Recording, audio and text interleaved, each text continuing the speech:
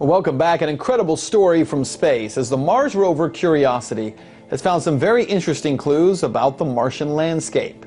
That in addition to the discovery of methane gas on Mars.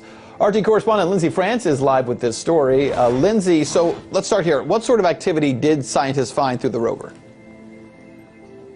Okay, so what scientists have found were the presence of essentially what used to be water on Mars, and in that what was the water, they found organic materials, things with organic carbon in it, and also they found methane gas. So what this means is, especially with the type of activity surrounding the methane gas, they found large spikes of it and drops, and spikes and drops. And what this means is there's activity happening beneath. They found this in localized vents beneath the rock in the planet. So that means that there could be water reacting with rock, etc. They need to figure out what type of activity that is. But with the organic materials, it means that we could find a footprint of Martian life that used to exist. And if there's plant life that used to exist, it could mean that there's other life that used to exist. So scientists at NASA are very excited. They just unveiled this, and it presents a new puzzle to sort of solve for them. It's a pretty interesting concept when you're talking about, as you mentioned, the organic life and then ultimately the chain reaction that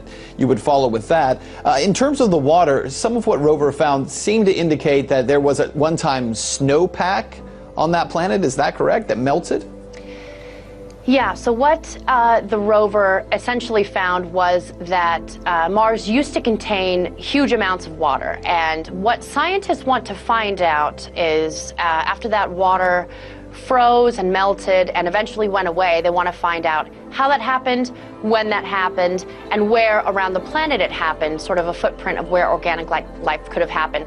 One of the things also here to mention with the organic material that was found is that it could point toward organic material that was delivered to the planet via a meteorite, or it could point to actual Martian life. And that is something that they really want to focus on. It's going to take a lot of more work and a lot more tests to be done to find whether there's a building blocks of life, such as what we have in our DNA or amino acids. So that's what they're going to be testing further.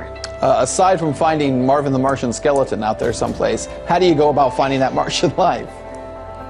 Exactly. So they took the Mars rover, and what it did is it drilled a huge hole in this rock formation called the Cumberland on Mars. And so it took a huge sample, and especially of the powder around that rock sample. There were onboard laboratories that tested for the organic material.